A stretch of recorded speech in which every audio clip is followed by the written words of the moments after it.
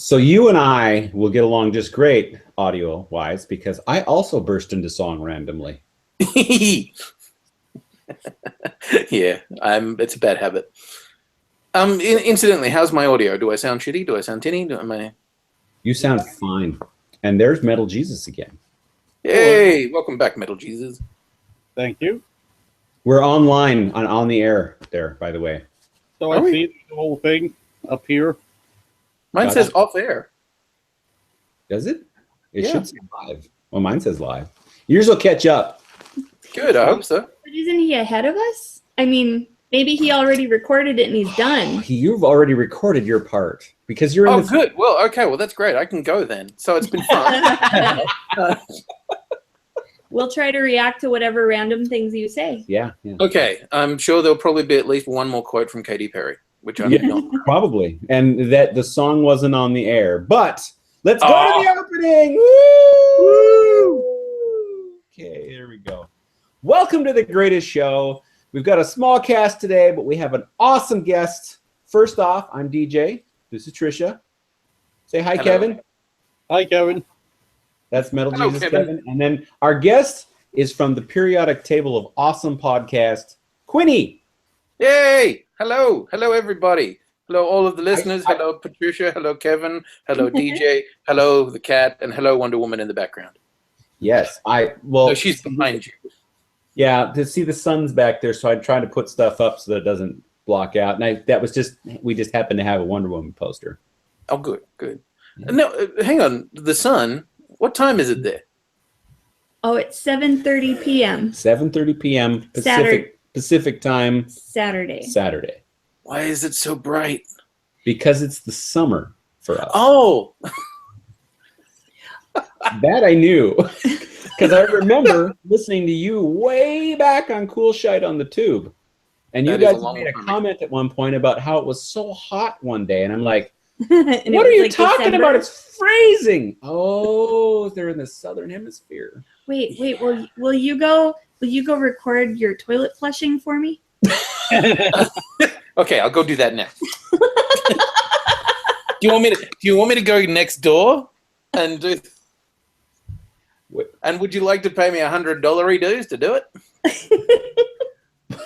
I'm very confused.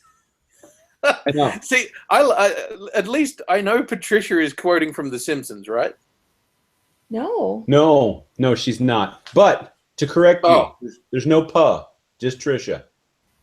Oh, it's just Tricia. Yes. No pa. But no, and I wasn't quoting The Simpsons, but the Simpsons guy is from here. Which No, Simpsons guy? Matt Groening? I've creator? never known how to pronounce it. Groening? I'm just guessing too. So you were in the same boat. Good. Yes, no, there's an episode of The Simpsons where Bart calls Australia and goes and asks them to flush the toilet and see what direction it goes down. And then he says, can you go next door and check it? And the kid lives out in the middle of the outback, so he goes away for literally 100 kilometers. Which is 90-something miles. Yes, it's all very funny. She would not get that, but Nope. Well, you didn't either. well, yeah, it took me a bit, but I mean, as soon as he said The Simpsons, I'm like, oh yeah, that episode. And then there's that one episode where the guy is in Australia and he has forced his toilet to flush the correct way. The great part about it is, as far as I'm aware, there is no scientific basis to this at all. Like, water goes down the plug exactly the same way as it does there. So you're telling us that it goes down clockwise? That is correct. See, there was a some people think because you're at a different pole, it's going to go down differently. I'm pretty sure the Earth spins the same way everywhere. I think that's how it works. I don't know, Kevin, is that how it works? Yep. It's the Coriolis effect. Oh yeah, he's our resident physicist. Yes, he is currently in college, which you would know as university. Are we going to do a translation thing the whole show? No. Because that could be very entertaining. Well, let's do it then, because then everybody will get a Well, hoot. what should I have called the toilet then? Blue. Blue. Oh, okay. Because I'm Yeah. like, I know there's got to be a different word for that. There So has to be. So for my lovely wife, I've been listening to you for years, but how many British isms do you guys actually use? Oh, Britishism's a tricky one because I mean we're a British colony, and therefore most of our language is probably based loosely off the British language. But I don't know. We also have the whole thing of being Australian for 200 and something odd years, which means that we have our own really weird kind of subcultural phrases. Because I mean, in the UK, sometimes they call the toilet the privy, and and be damned if anyone in Australia has ever called it a privy. Do you guys call it the WC? I know what it is, but I've never called it that. My favorite phrase that you have ever uttered, I'm pretty sure it was you, is I'm sorry. "Shoot me up a wall." Oh, it does. Things that annoy me shoot me up the wall, that's for sure. I've been using that all the time. I'm trying to use phrases from all places that aren't around me. People give me weird looks at first, but then they just, whatever, it's Portland. Yeah, I mean, it's exactly the same as drives you up the wall, but it just shits you up the wall. Don't really know how that works, but... Well, the way I've been using it is somebody will say something stupid. I'm like, what? What? Are you trying to shit me up the wall? What are you doing? See, and every Australian would look at you funnily and go, that's a really weird usage of that phrase.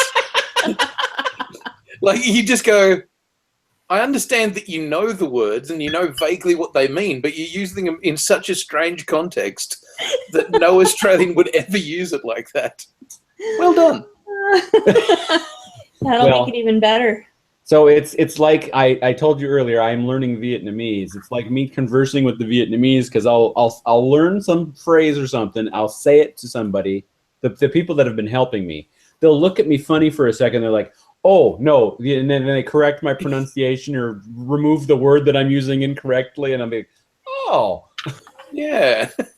And yeah, you realize I did a job once for a guy who was a South African guy.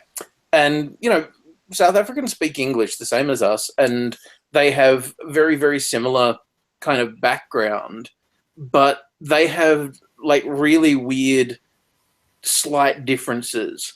And one of them was he was talking about a guy who was a big, heavy drinker, and this guy was a piss cat. And he'd written this script and was like, okay, can you try and turn that into an Australian script? And I was like, yes, absolutely, but what is a piss cat? He's like, oh, he drinks a lot. Oh, he's a piss head. Right. And we don't... So you just changed cat to head, and then it made all the sense in the world. Absolutely. Everybody in Australia would have looked at you real funny if you'd called him a piss cat, but suddenly if he's a piss head, it's like, oh, yeah, right, no problem. Well, and if I'm trying to remember it later, I'm probably going to say something like face or something instead, and get it totally wrong too. Steve, he's a real piss face, he is. What a piss face. We don't. Yeah, but the thing is, if you drink a lot, you can get shit-faced. So, you know, are you a piss-faced, shit-faced? I don't know. And a shithead is completely different from a pisshead. Huh, so maybe I make sense. And I think we all make sense. It. Eventually. And for viewers that may be checking this out, so obviously these are going to do the audio listeners any good, but no. Our new shirts came in, which have the logo. Ooh. Mine came with boots. I saw you. I saw you were both wearing the same shirt, and I thought, that's really cute and kind of scary. You do this all the time. This is because we got them Wednesday? Yeah, we got them a couple days ago. And we both made the determination that the first time they would be worn is right now. So that's why they're... I got a light blue because I wear a lot of light blue undershirts because my uniform shirt is light blue. So I try to match to not be so obvious. And now I've got another one, plus then if anybody asks me out on my route about the weird shit that I do, I can open my shirt and say it's at this place. So we do for free comic book day. Yay. Or no, wait, no, that was not That was Star Wars Day. This was Star Wars. Sorry, it was May the 4th. Okay. As opposed to May the 6th, which was Free Comic Book Day. So I understand that the two are very close. So for May the 4th, we both have Star Wars shirts that are reenacted by cats. So I have a Star Cats shirt, and he has the Emperor Strikes Back. Oh. And so we weren't quite matching, but... I am waiting for them to come out with the Return of the Jedi. Oh, yeah. I think why have they not done that? Well, the Star Cats came out, and then I want to say a good 6 to 12 months later, the Emperor Strikes Back one came out. So I'm wondering if they're not going to do the next one late this year or early next year, because I mean that seems right in line. Although if they're smart, they'd put them all out at once. Yeah, absolutely. So long as I don't know, are they also going to do like the I'm trying to think of a cat-related joke for the Phantom Menace, and Attack of the Claws. I don't know. Well, Attack of the Claws, I would agree, and then I don't know what we would do for Revenge of the Sith, but the Catnum Menace. Catnum Menace. I don't know. Yeah, that'll work. Yeah, I was trying to think of a cat breed that would work, but I don't actually know that many cat breeds because I hate to tell you this, I'm kind of a dog guy. Well, I'm a cat person that has a dog treat business. You have a dog treat business. That is true. Yes, I do. So, which being the case, you love them both equally. Yes, but I only want to own one of them. Why? I love everybody else's equally. We had a dog for about 13 years, and I realized that I'm not a dog person because I like the independence of giving a cat a bucket of food and a bucket of water and leaving the house. Right. Okay. So and the dog wouldn't allow you to do that? Not as easily, no. And then especially since he had epilepsy and he needed medication every 12 hours, and then he couldn't walk up and down steps very well, so he really needed to be carried a lot. Oh. He was a little Pomeranian. And when you get, I'm going to turn on that light. Okay. But he's the reason my business started. I miss him, but I've always had dogs growing up. But now that I've been with her, which has been, next year will be 20 years. 20? 20, yes. Since I've been with her, we've only really had cats as the main animals. So I don't know if I would. I liked the dog, but I don't think I want another one. Okay. Fair enough. You know what? Hey, I don't judge. Kevin, what are you? Are you a cat or a dog man?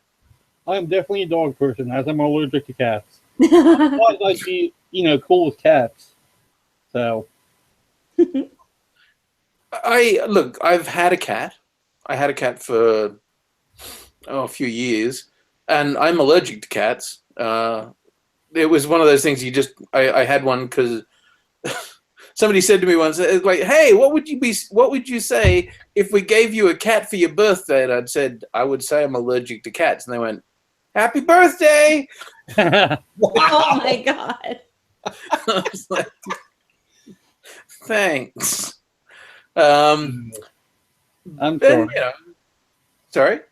No, cats are cool, but I'm allergic, and yeah, that I could see happening to me. So. Yeah. Wow. Oh, cat. Kind of, and then as if on cue, the cat arrives. Yes. Right. She is a little terrorist. Oh, we have to hit all the words. Sorry, it's ISIS, the little terrorist who will bomb you with love. Is this just to make sure we end up on all of the watch lists? Hey, We need somebody live watching this, don't we? Might as well be the NSA and the CIA. Hi, guys. Hi, everybody. I guess I'm never coming to America now. I know that you've been here. How many times have you been here? Twice. I have been 2 times. Both times in New York, or? So the first time was a long time ago, 2010. That is not that long ago. I agree. No, well, in the pace of my life, kind of it is. Okay. I think 2010, yeah. And yeah, we came over, went to New York. We were there for 10 or 12 days or something like that, and then spent another half a week or so in LA, doing and we were trying to make that was a long time ago, where we were trying to make the pilot for the Periodic Table of Awesome as a TV show. Yeah, that way back when. So we'd crowdfunded it, and said to everybody, "Hey, we're going to make this TV show," and it's me and my partner Dion, and his partner, who is our producer, Felicity, and so we said, "Cool, let's make this happen. Let's make this TV show." And we had this idea, which is, the idea that the world, we all know that the universe is composed of elements. We decided, let's make it out of elements of awesome. So, what's an element of awesome? Bacon. Bacon is awesome. So the element for bacon would be like a big B and a little c. And so that means that there's an entire periodic table of awesome. But then you could combine the elements. So you could have like Batman, which is a capital B, and then lightsaber, which is a big L and a little s, and then sharks, which are and then you get a compound of awesome. And then we found a photo, like a painting, that was Batman riding on a shark with a lightsaber. And we were like, holy shit. The internet has everything. And so we thought, yeah, we'll make a TV show. And basically it was going to be like a lifestyle show for nerds. Nice. Yeah. And so we went to New York Comic Con in 2010, and we filmed a whole heap of stuff. We worked our asses off. We did interviews with voice actors. We went and looked around the convention. We basically everything that we could, we just filmed. And then spent the next however many years trying to get somebody to pick it up. And it went to a bunch of different networks, and it went to a bunch of different places, and a lot of different people got involved. And then, it started to evolve into something else, and then it did something different, and then kind of died in its ass in the TV form. And we went, shit, this is bad. Like we've people have supported us to do this, and it hasn't happened. And so then, yeah, a few years later, 3 years ago, 4 years ago now, we went, okay, right, well, let's at least, the very least, start the podcast again. Like, let's get that out there and start at least producing content. And that's what we do. And when you first launched the podcast, I started listening, but at some point I stopped because... We stopped putting it out for a while. Well, maybe that's why I stopped. Yeah. Going up in your feed. Because then it was... so while I am doing my mail delivery, I am not allowed to have earbuds in my ears. Oh, really? Yes, it is a safety hazard. I might not hear a vehicle coming and might get hit. So, okay. Or a dog might be coming and barking and I can't hear it. So, fine. Right. What I have figured out, though, is that I take my phone, I turn it upside down, play the audio just through the speaker and stick it in my pocket, and I can listen to podcasts all day. Nice. And at the same time, be safe. Yes. Yeah, because his work shirt has a pocket up. Now, and I also don't have I don't have my volume up so loud that that's all you hear. And most of the customers, when I'm talking to a customer, I don't even hear the podcast anymore. Yeah, right. So most of the podcasts I listen to anywhere are just background noise so that I can feel the day progressing as I go. But there's a lot of them that I listen to that have some interesting tidbits. I don't need every single word out of your mouth, but I mean, I'm getting the gist of it. Okay. So, Well, that's good. yeah, so I figured out how Because to half of the words we say are crap. Yes, it's true. On a podcast, sometime you should randomly emphasize certain words louder than others, and he could get some weird story out of it. So we could be talking about a movie and talking about the explosive finale that is really good, and all of the bombs that are. Well, so I picked up. I was listening to a few podcasts, and I had a whole bunch of them built up. And then the first couple of weeks on my own route, they were gone. I listened to all of them. I'm like, oh my God. And they weren't refreshing fast enough. So I went through and added a bunch. And that's when I rediscovered the periodic table of awesome. Oh, okay.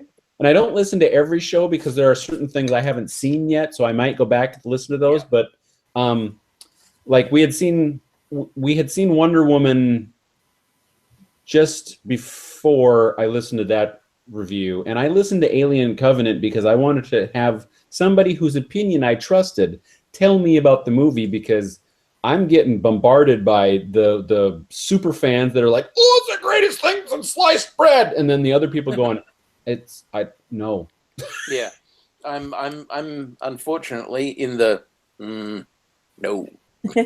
And so when I was listening to it, I took your guys' results, yours and Dion's, and I took it to one of the super fans I work with, and they hadn't seen it yet, but they were going off all the hype, and I'm like, I just want to set your expectations that this may not be what you think it is.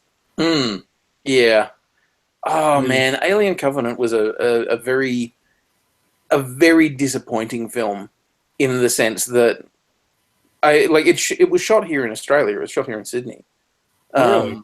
Yeah, at Fox Studios. All right. Yeah, basically the same studios where they did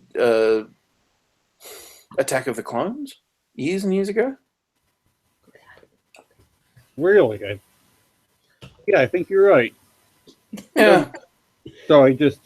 Now, the super fan that I talked to is an Aliens, Alien 3, Alien Resurrection, skip over the other crap, straight to Alien Covenant person. I've seen all. Where did he go with Prometheus? Hate. I love Prometheus, but I also love the first two Alien movies. 3 gets a little sketchy for me, and I don't even want to talk about Resurrection. Yeah. I'm a big Predator fan, so I watched the Alien versus Predator movies for the Predator. Yeah. But I loved Prometheus, and when I heard they were coming out with when they were going to do Paradise, I was like, yes! And then a couple of months went by, and then it's like, no, we're going to do Alien Covenant. I'm like, no! So what I'm getting, basically, because I still haven't seen it yet. Oh, really? Yeah. Well, I got to wait till it comes out now, because someone won't come to the theater with me. Oh. The theater very much. So what I'm getting, basically, is that it tries to answer some of the questions we had in Prometheus, but also tries to get some of the Alien fans back into an Alien movie, and it doesn't accomplish either one satisfactorily. That's a pretty good précis of the issue with it. Kevin, have you seen it? Not yet. I want to. I love the Alien series, so it's on my to-watch list as soon as I can. I've got like 2 tests this week. Otherwise, I'd see it already. Okay, okay. I'll be careful about what I'm saying because I don't want to spoil anything, and especially not for people who haven't seen it. But yeah, it is. It tries to do. It tries to do the service of looking after people who enjoyed Prometheus, and following on the story of David the android from Prometheus, and also playing off the Elizabeth Shaw character as well.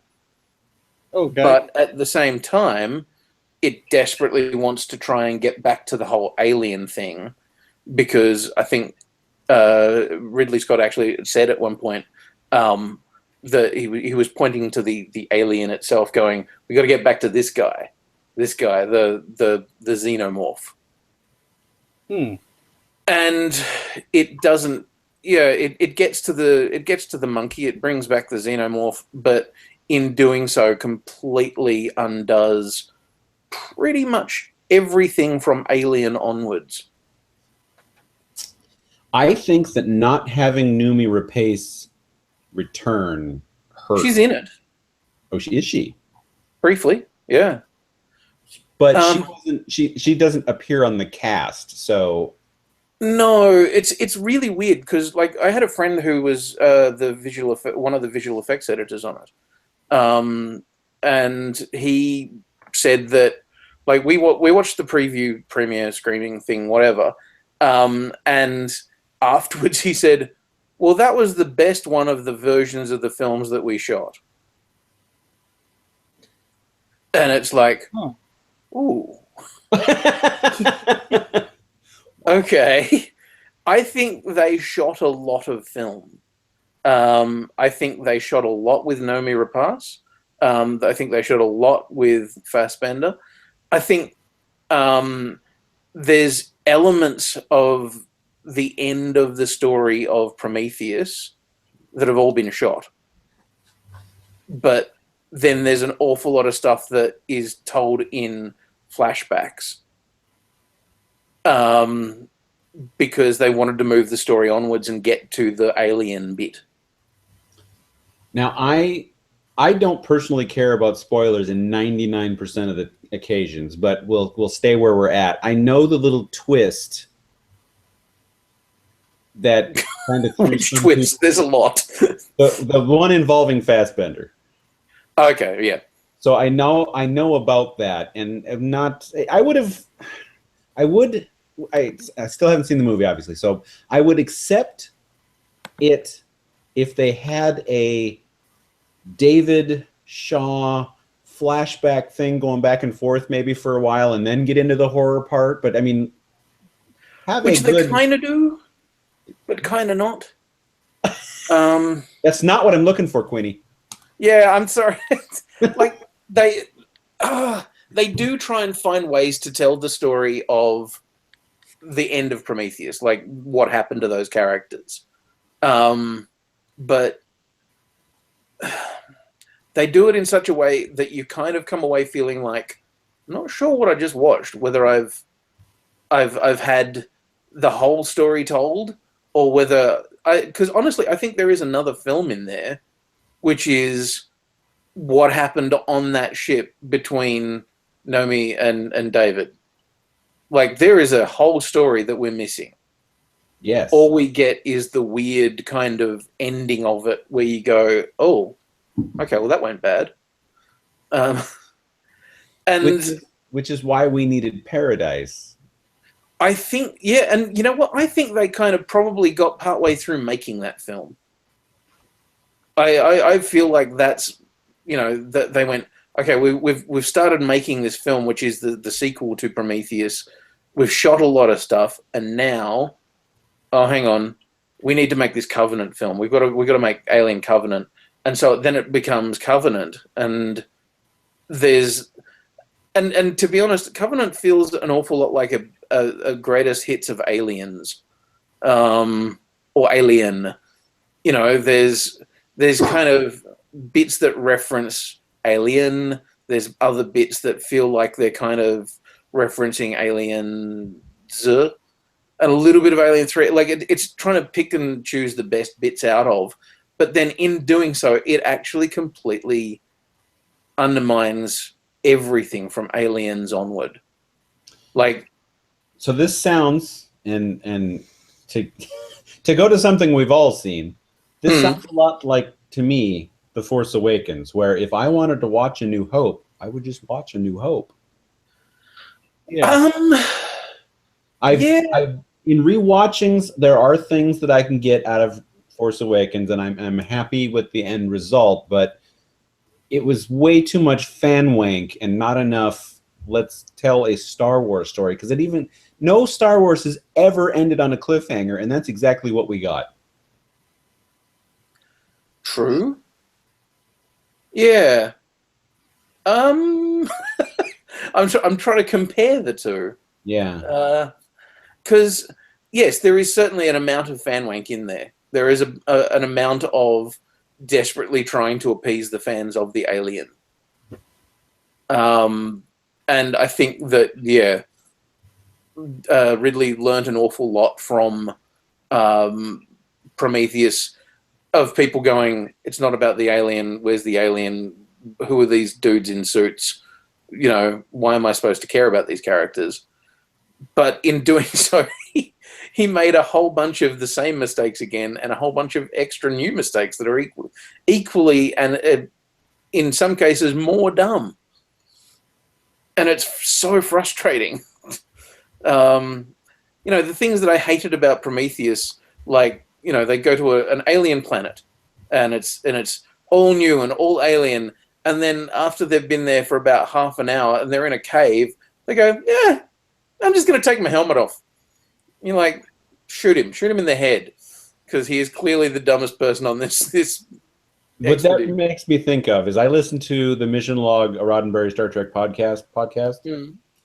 When they were reviewing TOS, apparently there was an episode where one of the red shirts literally sits down on a brand new planet and pops something in his mouth. And their commentary is you're in a brand new place. You don't eat the local fauna until you know what you're eating. No. The guy died. Yeah. Let's go into a pyramid. Let's take our helmets off. Let's just hang out. Nothing possibly could go wrong here. Yeah, the guy who's supposed to be an expert at underground mapping gets lost in a cave. And all that kind of really dumb stuff. Underground alien cave mapping. But no, he needs his pups. Yeah. But then you get to Covenant, and they literally, this is an alien planet they weren't even supposed to be going to. This is an alien planet that they've gone, oh shit, cool, there's one lot closer. Maybe we should try and land on that. Oh, it looks like it could support life. Okay, you know what? Let's just deviate from our plan of going to this other planet. Let's go to this other one. Yeah, just for fun. Cool. And now let's land on it. You know what? And when we land on it, let's just walk off the ship with no safety equipment at all. Like, let's just walk off wearing hoodies. Hoodie. I'm the captain here. This place looks safe. I'm not going to run any tests. None whatsoever. Might be cool. Let's go. Let everybody, just so you know, nobody gets to watch War of the Worlds, okay? Nobody watches that. Because, just that level of dumb annoyed the living shit out of me. It's, and but also it completely kills the alien concept as well, because if you believe what happens in this film, there is no explanation at all anywhere from where alien queens come from. It was my understanding that Ridley never liked the concept of the queen. He wanted this to be a constantly regenerating cycle without any sort of egg maker, and James Cameron is the one that introduced the queen, so he's trying desperately to undo it, is what I keep reading. Well, then he succeeded, and that's a massive, massive middle finger to James Cameron. Damn. Well, there's lots of stuff I want to give James Cameron a middle finger for. Yeah. But not Aliens. No. Like, it's so frustrating, because Aliens is actually probably the most tensely, tightly written, tightly paced film out of the whole series. I'd argue that it's better than the original. But it's different than the original because it's not a horror movie, it's an action movie. Yeah. I'll agree with that. Yeah, you will. Or else. But yeah, like Aliens is a very different film, and I see that like Ridley's trying to go back to doing more like what Alien was, but then he's taking beats from Aliens as well, and kind of riffing on stuff that they do in Aliens, and you're like, hang on, if you hate it so much, why are you riffing on it? That's just kind of being rude and insulting to the filmmakers. So yeah, I don't know. I came away from it with a distinct sense of a filmmaker who's desperate to please his audience but doesn't know what the fuck he's doing. Excuse my French. We speak French on this podcast all the time. Mon Dieu. Bonjour, monsieur. Whoa, slow down, mate. Calm down. Wow. Okay, so far we've not covered anything that I had in the docket, which is fine because we're going a lot better with this idea anyway. So I want to ask. I'm sorry, I am the king of just. No, we're good. We're good because anyway, have you seen Jupiter Ascending? Oh God. I'll take that as a yes. Yes, I have seen Jupiter Ascending. I've not read the source material, but I didn't find the movie bad. I mean, that's my only frame of reference for it, and I thought that they could have gone farther. But I want to hear from somebody who's got a background in film critiquing, because you've been doing it a really long time. And Wow. have you read the Thanks source? for making me feel old there, DJ. We can't be that far apart. I was born in '76. When were you born? 78, so yeah. Wow, I'm older than you. Woo! Hey! Woo! When in 78. Yep, When I in am a 78? young sprat of a man. Kevin, how old are you? I am 36. 36. So was that 80? 81. 81. Sorry, my maths are bad. Quinny, when in '78 were you born? May 1978. Wow, Wow. even she's older than you. April. The end of April. Are you a Taurian? Yes, I am. Well, then we're both close enough. Okay, anyway, have you read the 1978 represent. Anyway. Sorry, what was that? Have I seen Jupiter Ascending? Have you read the source material? No, I didn't know there was source material. Okay. What did you hate about the movie? Because your reaction obviously means that you did not enjoy it. Why was the guy a dog? And why was the other dude made of bees? There Those were sound like so many questions I would things that I didn't understand about that film. Okay. That I kind of watched it with this sense of kind of confusion of going, okay, so there's an evil intergalactic empire that's ruled by Reddy Redmayne, that guy. And then Stephen Hawking before he was in a wheelchair. yes, that's him. Yeah, Danish exactly. girl? Yeah. No, the dude. No, but wasn't he the guy in the Danish girl? Oh, yeah. Wasn't that the He name was of the also movie? the Danish girl. He's also, Newt's commander or whatever. He's a The guy with fantastic. the guy with the suitcase of stuff in the Harry Potter like movie. That's the one. Fantastic breasts, and where to find them. Yeah. Beasts. Breasts. Sorry. Okay, so what? So other than those two, I mean, I thought that it was this like it wanted to be a giant, funny, interesting roller coaster ride of interesting characters and flying people on hoverboards and stuff like that. But because I couldn't work out what was happening with the politics of it all and why the girl who cleaned toilets was a princess from space, I got confused, and it did nothing at any point in time to help reground you. So I felt like it just kept on throwing weird shit at me for the whole film, and I never once quite worked out. I never got to get my footing. So when we kept on jumping off things, I kept on just feeling like I was falling for the whole film. because I guess I just went along for the ride, and what I attempt to do is what audiences that watch Star Wars did, the original Star Wars. And Right. don't ask too many questions. Just sit down, go for the ride, and when it's done, determine whether or not you enjoyed the ride. Because it seems to me, at least, this is anecdotal, but it seems to me that audiences today can't accept anything. Everything has to be explained. You have to fill in every goddamn gap. If there's a gap between movies, you got to stick a movie between it, explaining what happened between the two movies. Yeah, It everything is has to have a prequel. Everything has to have like a explanation all the way. I know what you mean. I just felt like this was one of those ones where they'd gone, okay, look, we trust our audience. We know our audience is smart enough to go with us. So let's just go for broke. And there was not just, I don't know, for my taste, and you know what? I got another friend who I review films with, like my co-host that I do these cult movie nights with. And he thought it was hilarious and fun and really enjoyed it. But at the same time looked at me and just went, I cannot wait to hear what you think of this.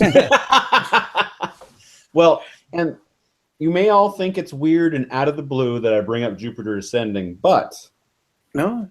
there is a movie coming out called Valerian in the World of... Oh, yeah. Listen. Now, I haven't read the source material there either, but I'm worried because it looks as awesome as Jupiter Ascending, but I don't want to get my hopes too high that there's going to be more of them because I like space movies. I want to see things on a spaceship. I want to see space battles. What about you, Tricia? I just saw your face then. Could you hear my eyes roll? I would echo. Yeah. So, I mean, when there was a long drought of space movies for a long time, and I'm just now getting back. They're finally coming back. If there was a drought, then what the hell do we keep going to see? I can remember being in Prometheus going, finally, a fucking spaceship. Yeah. Anyway, Yeah. I'm worried that Valerian is... I think Valerian has a lot more going for it in the sense that, for a start, Valerian is based on a very, very long-running comic and a very popular comic in France. And that's why I can't find anything. Got it. Yeah. There's an artist called Mobius, Jean Girard. You know of him, Kev? He's worked for the Heavy Metal magazine, which is also started out in France, so that makes sense now that you've said it. And that's also... I just know about his strip. Yeah, that's him. That's the one. Yeah, gotcha.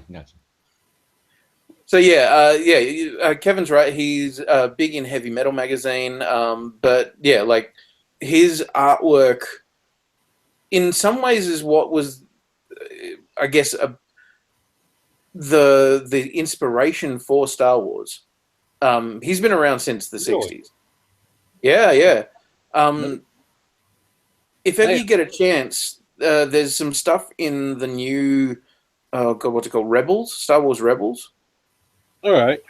That is based directly off his art. Like it's almost ripped straight from the page to the cartoon. Damn. Yeah. Sorry, man? I don't... sorry. Go ahead. Sounds like a lawsuit waiting to happen, but... Well, because it's all done with love, and they're like, they very, very definitely are tipping the hat to him and going, this is all about Mobius and his artwork. Which is different than me drawing a Millennium Falcon and calling it the Century Hawk and flying it across my video screen going, ha-ha, it's my ship. All right. Similar. But yes, absolutely. We haven't watched Rebels because it's really hard to find where you're not paying for it. I mean, there's no free options for us. Oh, really? We don't. We're capable. Or we're cord cutters. Well, I don't know. Does Netflix count as cable?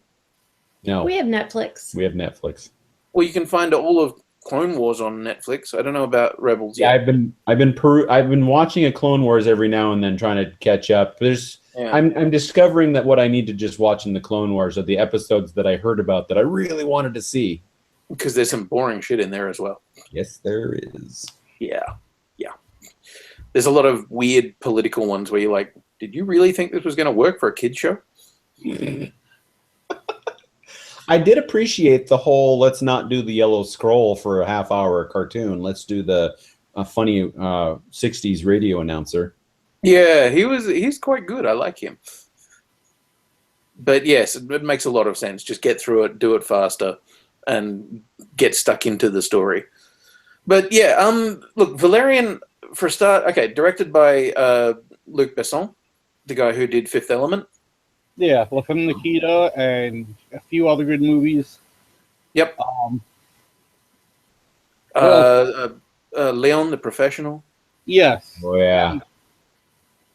So he's he's a great director. Yeah. Sorry, I keep talking over you, Kev. I feel bad about it. We're saying the same thing, and we're like, yeah, and we're bringing up different movies by the same guy, so that's awesome. Yeah. But the thing is, I like this is your podcast.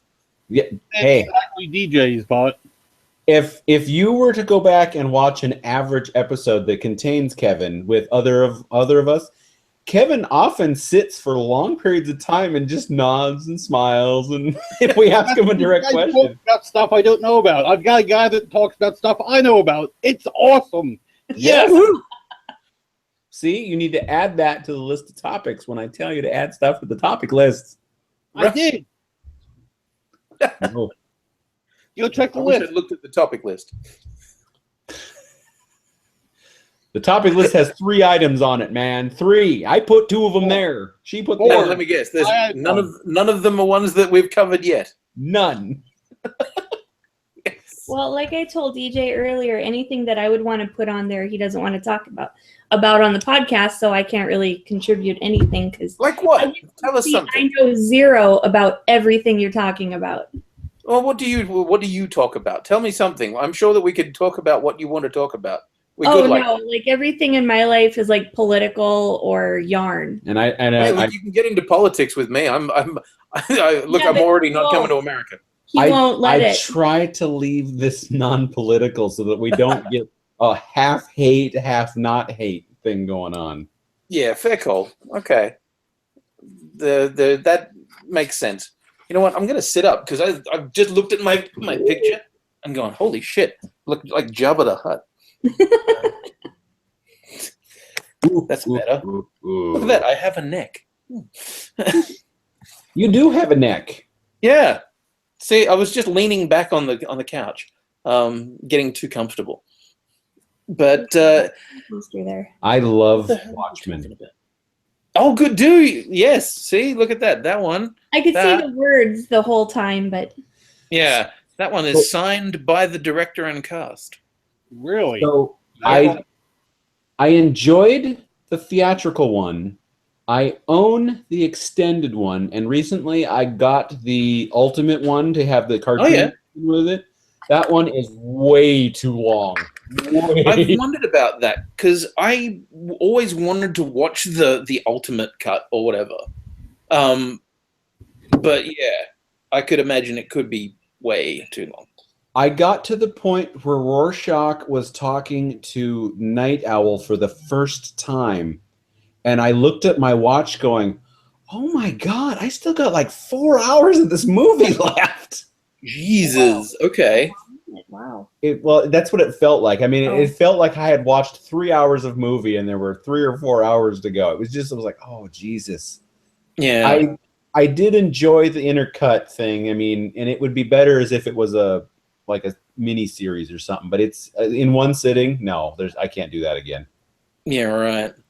I think it was an intriguing concept, and it was like an amazing idea to actually try and translate the comic almost as accurately as you can. I'm glad that we went with the different ending instead of going with the alien invasion, because that wouldn't have worked on screen.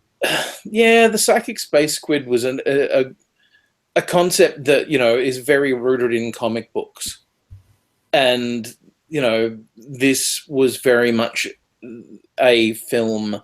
And to be honest, I thought the concept of it being Manhattan in the end made so much more sense. Yeah. Well, I liken the Watchmen adaptation to like what Wanted did. To have a movie about a society of supervillains would not have worked on the screen in any sense at all. The Assassin's so goofy. Angle was way better.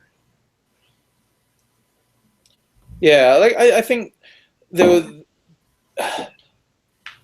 out of all of the concepts that you could come up with, the smartest one, and to be honest, I thought thematically the most sensible was to have um, Dr. Manhattan become the thing that kills everybody, you know, because he's sort of been a ticking time bomb the whole time anyway. And for moving further and further away from his humanity, so it makes sense. And comedian keeps referencing that as you're getting more distant, Doc. Yeah, yeah. You don't care about people anymore. People are just a collection of atoms. Do you actively collect comics at the moment? No, not really. I collect digitally. Uh, and that, to be honest, is very, very limited. Only in the sense that I collect Injustice. Okay. That's just because my friend writes it, and he's a great writer. And there's another one that once see. I'm in this weird thing where I've got friends who are comic book creators, so I kind of just collect what they do because I want to see what they do. Well, then I'll make sure to send you a copy of the one that I make when I finally get it written and drawn. Yeah, do it. I love being able to look at the work that people do and comment on it and stuff like that. So, actually, the artist, a friend of mine who lives literally around the corner from me, was doing art on Wonder Woman for quite a while. She did the run recently with Greg Rucka. Nice. Yeah, name's Nicola Scott. She's an Australian female comic book artist, which means badass. Yeah. Rucker. Wasn't he a sci-fi author for a while? Yeah, Greg's an interesting dude who writes pretty much everything. Like he did a whole bunch of like crimey type stuff, crime fiction, and I think he's done sci-fi as well. Greg Rucka. Yeah. Wetware software, like that style title. I think so. Wet Works. No, that's more Will Sportaccio. Well, I'm spitballing here. The reason I asked about comics is because are you aware of the whole DC trying to integrate Watchmen into the mainstream universe? Yeah, and I think it's a bad idea. I'm interested to see where it's going. I'll make judgments once I've seen it. Right. What they've done now is just basically drug it out way too long. Well, yeah, that's been going on for what, a couple of years now? A year. They put out the initial thing, and then they waited a year to do the Button crossover, which was to talk about the Button in Batman and Flash. Yeah, I mean that's you really way to keep on top of that idea. Sorry, way to keep on top of that. Yeah, I mean, from a creative perspective, I fully understand why Alan Moore would probably be, going to DC, because he created the whole Watchmen thing based on a bunch of old comic book characters that nobody wanted, and then turned them into something much more interesting, and told a story that was basically about the end of superheroes. It was deconstructing superheroes as a concept, and then left it the fuck alone. Well, I mean, if you talk about if there was a sequel to Watchmen, I couldn't even imagine what a story would be. I would love to see what happens when they pick up Rorschach's diary and they're like, "Oh my God, what was going on? What happens to the world then?" But I don't think that should be in a movie. No, and I mean, they did that thing before Watchmen a couple of years ago, where they got a whole bunch of people, really creative people, and said, "Okay, let's do the prequels to Watchmen." And I thought that fell way flat. I mean, there was a couple of high spots, but overall it fell way flat. I think because at its heart, the concept of it is flawed. Leave it alone. You don't need to keep going back to that well, especially because it's about deconstructing superheroes. It's about saying, all of these dudes in suits are basically flawed and mentally fucked up. So, and also it was a response to its time. It was in the 80s. It was during Thatcherism and fucking what's his name? Reagan. Yeah, you know you know what? At the moment, I think comics could very easily be an interesting response to the politics of our time. But I'm not going to go there. I'm not going to get into the politics or anything like that. Hey, I said I try. I don't always say I'm successful. Yeah, well, yeah. And I think, comics could very easily be talking about, where we're at and the world stage and everything. But I also don't think Watchmen is necessarily the way to do that, the way to explore that.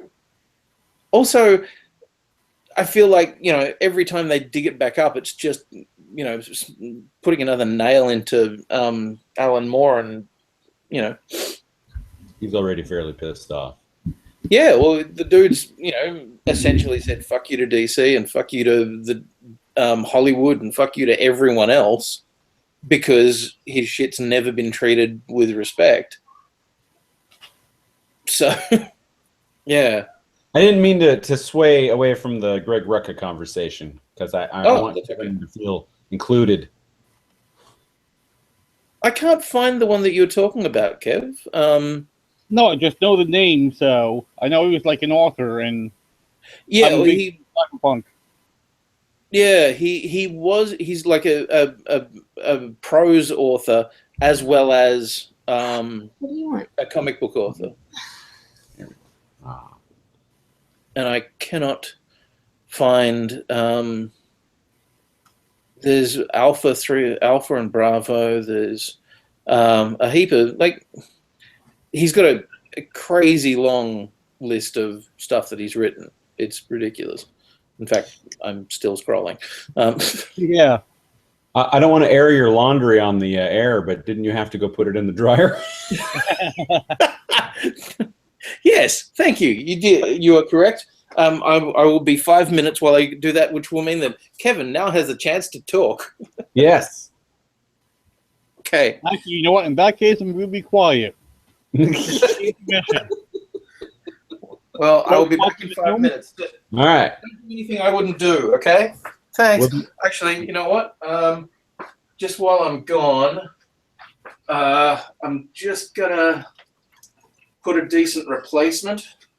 Oh, God. There we go. Is that Raph? Yeah. There we go. That's just going to be to keep you happy while I'm away. I'm just going to see if I can get him to bend forwards a little bit. Oh, damn it. Right. I just think it's really important that you're not, be missing me too much. Of course, he's going to fall over halfway through. It might happen. That'll be exciting. If he face plants onto the camera, I'm sorry. But I did see, Kevin, I did see that you added something. I don't know when you added it, but it wasn't the hour before that I looked, because I looked and then I started setting up the show. All right. Now, do you mean now for the fans? You put on retro emulations? You mean like video games? Yeah, figured Nintendo, Super Nintendo, like the old school arcade stuff. So, we have a retro gaming convention here, so a lot of the old cabinets, the actual cabinets of these old games, come to Portland. So, really, Well, you mentioned that. It's called the Retro Gaming Expo, and it happens in October or November. And I volunteer for it every year. And they have a gigantic setup of the cabinet games, like he mentioned. They also have tons and tons of pinball machines. And then they have old TVs set up in like little living rooms with Ataris and older things like that. Ataris, Nintendos, and televisions. I mean, old systems to play those games.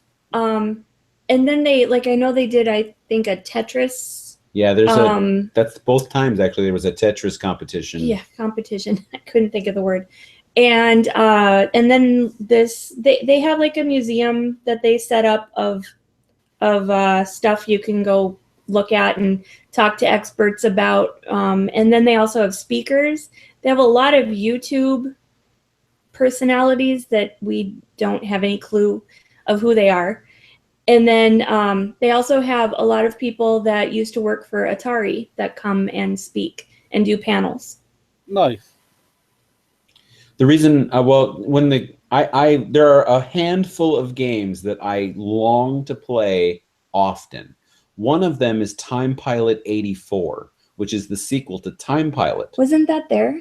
That was at the last retro gaming convention, and as soon as I found it, as long as there was nobody behind me, I was playing non-stop.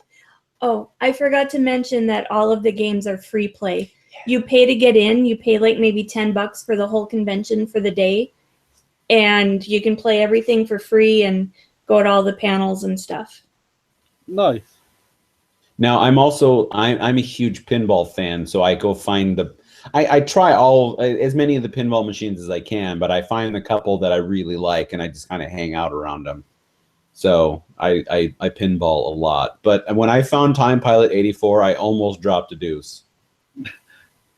All right. Have you ever heard of Retro Pi? Is it an emulator? It's actually, the Raspberry Pi. Yeah. It's like the OS that allows you to emulate, like, Nintendo, Super Nintendo, arcade games, stuff like that, Sega Genesis. I just downloaded it onto my Raspberry Pi, and I'm looking to check it out tomorrow or Monday. So you let me know what you play, because among the other games that I often talk about is Mike Tyson's Punch-Out. I don't like the Punch-Out, just that brand. I like the Mike Tyson's Punch-Out. All right. I'll see if I can look it up for you. Now, keep in mind also that I have a Mac, so emulation is a much more difficult thing on my machine, because that it's not designed to operate with emulators. All right. Shouldn't be too hard. It's just like, the different operating system. Yeah. So, hold on. Let me actually go get something that I could show you online and the audience. Yes. Okay. Well, while you're going, I will name the games that are high on my list from retro, which are Time Pilot 84, Mike Tyson's Punch-Out, the original Zelda, Sinistar. There's another Sinistar-like game that I like. It's I like Ikari Warriors. Oh God, I was never. I mean, if it was a mainstream game, I wasn't super big into it. I will say that I am still undefeated by a human opponent in Double Dribble. Really? Yeah. One guy came close, but he started doing some weird shit, and I just completely blew by him score-wise, and he just couldn't catch back up. No human being has ever beaten me at Double Dribble. Nice. Now, I've got what I want to show you. For reference, in terms of, like, physical size, here's my cell phone. Okay. The Galaxy S6 Edge. This is what it runs on.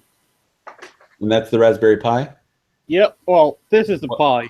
This is the case, but it runs all, like, the Nintendo, Super Nintendo, arcade stuff from, like, yesteryear. So, it's, something I'm looking into, but, I will definitely look into doing the whole Time Pilot 84 for you.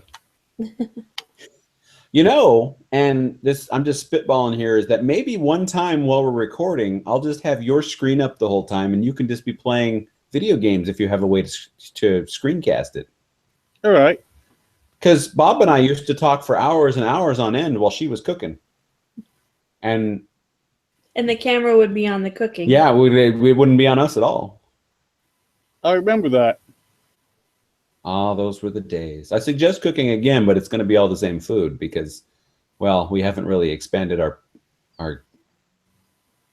If you if you go on a Sunday afternoon, though, I could actually make food. Oh, that's sweet. Again, because I don't want to cook at this late at hour. 7:30 p.m.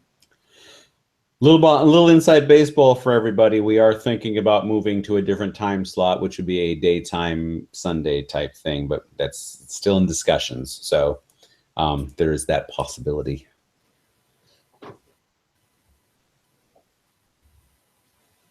So yeah. Does that whole ring around and I just need to attach it? No, I'm making a hat. Oh. And it's actually going to go on this way.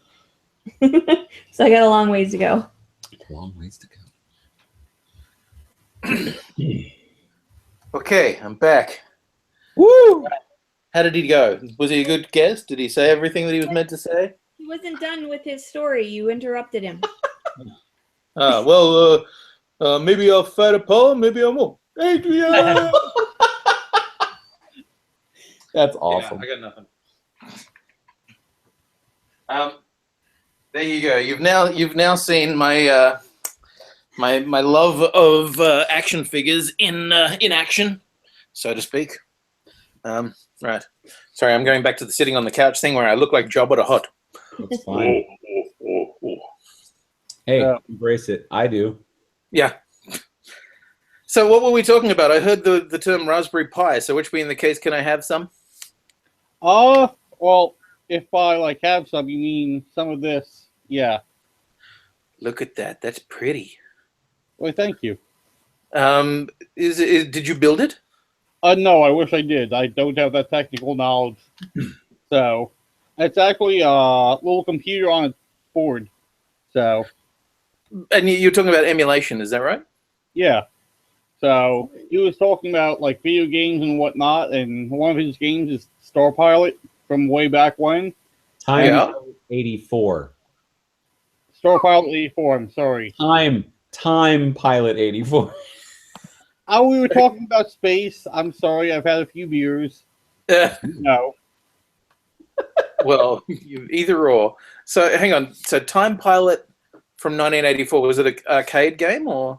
Yeah, it was a cabinet arcade game. I don't even remember how Time Pilot played, but Time Pilot 84, you're on this screen and there's things flying by. It's very procedurally. I mean, it's all generated it's on rails basically, and there are things shooting missiles at you. And then after a while, after you're on this thing and you're basically shooting nonstop and flying around, this big thing comes to come destroy you, and you have to launch one of your special missiles into it and blow it up, and then you go into the future is what I think of it as, and then you're in the next stage, and then you do the same thing. And I've as a youth, I never got super far, but we have a retro gaming convention here, and the cabinet was here the last time, and I got way farther than I remember ever getting as a youth. So you got mad skills as an adult. Well, yeah, or I just remembered how to do it because it's like falling out of a tree. You're never going to forget how. I'm actually just looking at a little piece of it now. And okay, so it's sort of like a Robotron type thing where you can move in any direction. And then you get two buttons, one that fires just the regular lasers and one that fires the special missiles. And I know you have a limited number of the special missiles because I remember as a youth running out of the special missiles and having to ram the thing to go to the future next level, which of course removes one of your lives. Right. But it was probably worth it. I need to sign up. Sign up? The Retro Gaming Expo this year is October 20th through the 22nd. That's cool. Plan your vacations accordingly. This is and this is in Portland, yeah? Yeah. Yes. I volunteer at it. Okay, cool. And do they get actual cabinets and stuff like that? They have a huge area. Most of the floor in the convention center is set up as open play, And the arcade hours, like Friday, it's 3 p.m. to 10 p.m. And then Saturday, the arcade's open 10 a.m. to 10 p.m. Sunday is 10 a.m. to 5 p.m. And you basically pay your admission to get in, and the games are all set to free play. That's cool. And there's some newer ones, but most of them are the older arcade games. And then there's a whole area for pinball machines, which is the reason I originally started going. And you're a Tommy, are you? You're a pinball wizard? I am a pinball wizard. At the mini mart in our hometown, there was a Terminator. Our hometown in North Dakota. In North Dakota, right? When we were in school, was a Terminator 2 Judgment Day arcade pinball machine. Ooh! I got so good at it that I was playing the machine on the 1/4 for multiples of hours, and somebody came in and they slapped their quarter down. I'm like, no, you can just have mine. And then I walked away, and they come to take over. I had all the high scores. They come to take over. I'm like, how long have you been playing? You're still on the first ball, and your score is huge. I'm like, I've been playing for a couple hours. Just take it. I'm like, oh my god. Nice. Well, I mean, you're bored sometimes, and you just want to play pinball. That is really cool, though. That's I'm impressed by it. I always like a lot of the kind of classic arcade games.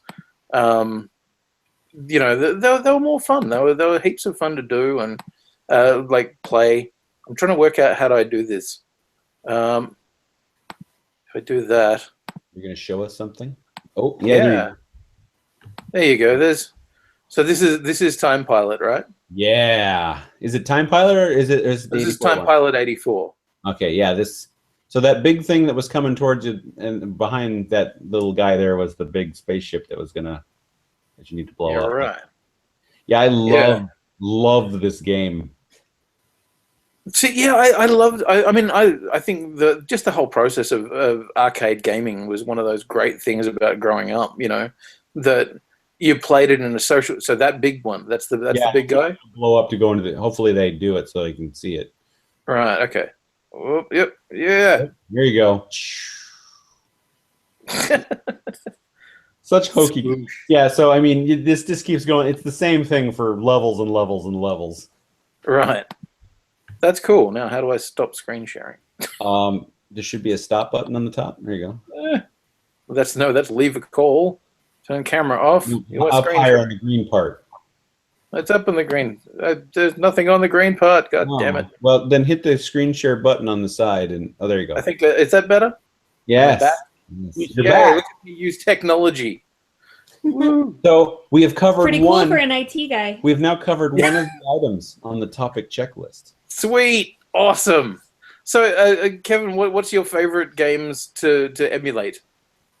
Nintendo games like that era, early gaming for the console, but you know. Yeah, actually, I will show you. No, not the review. I don't want the review. I just want to show you. Here we go. I will show you this because it is super, super goddamn pretty. This is if we're talking about emulation, this is where it's at. Yeah, that one. Okay, so this is Wonder Boy, the Dragon's Trap. Ooh, now, do you remember Wonder Boy on the Sega Master System? Vaguely. I've heard of it, and I know my friend had it. I never got to play it, though. Right. Well, basically, you know, the Sega Master System was like the competitor to the NES. Yeah. Yep. And you know, it was similar kind of grunt, similar kind of power and everything, but you know, totally different set of games and didn't have the backing of Nintendo in Japan and everything. And they released these games that were kind of, I guess, the equivalent of the Mario games, these Wonder Boy games. And they got to this one, which is Wonder Boy 3, where instead of it just being jumping on things and running around, it turned into almost a fully fledged, I suppose, well, I guess you'd say, adventure game. Yeah, looks it. But yeah, it was awesome because like throughout the course of the game, you turned into different animals. So at this point, you're a mouse. Also, I you was still totally paying attention to the dude with the horn. Yeah, the Cyclops. Yeah. Well, this and you know it's all animals and stuff, and so yeah, you're a little dragon dude or you're a little mouse guy. I'm trying to find any of the other bits where like you're the lion, or the bird. Yeah, there's a lot of stuff as the dragon. But this there you go, fish man. But this version is the one that they recently released on the Switch, the Nintendo Switch. Really? Yeah. Yeah. So I'll see if I can find the actual original Wonder Boy. Here. Yeah, there you go. And we won't have any of the audio. Thank you very much. Hey, you know what? I need to know, do your videos load differently in Australia? Like, do they As in load backwards? Yeah. I'm trying to find. There we go. Is that They load from the end first. Yeah. Yeah. They go down the gurgler just as fast though when they're not funny. Wow. So yeah, here's a little bit more of the game, but I really want to get to the point where they show you what the game originally looked like. Because the cool thing on the Switch is that there you go. Wow. So and you can switch between the old game and the new game at any point in time. And you can switch between the music and the sound effects of the old and new games as well. That's cool.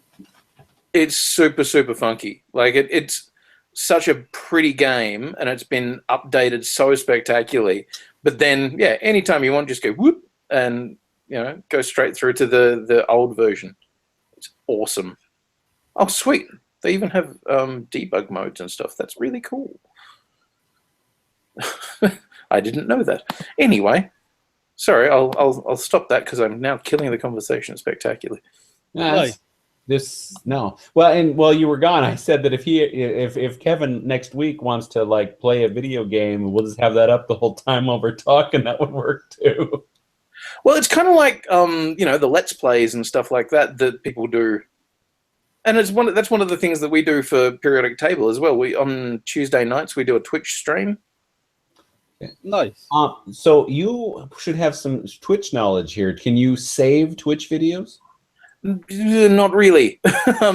Like they are around for a week or thereoabouts. Download them? Sorry? Is there any way to download them? Probably. Do they host them like YouTube? My brother linked his Twitch account to our Amazon Prime account. Okay. Yeah. Maybe he could tell you something. Because the other Kevin that's not on tonight, we've suggested that he plays Final Fantasy 14, which is what he's playing in the background most of the time. And he says he knows how to Twitch it, but I'm like, I wonder how we can make it show up here. Well, look, I'll do that thing where I share my screen again, and show you. This is like the Periodic Tables Twitch stream. So at the moment it shows as being offline because we're not doing it. But then there's like these are the last video that we did, and I'm not going to play the audio because it's boring. And so by the looks of it, it keeps the last two. Okay. Something like that. Yeah. Let's go to all videos. All videos? Yeah, okay. So by the looks of it, it keeps the last two. And as you can see, we've done 17 of them. So in terms of can you download them, I don't know.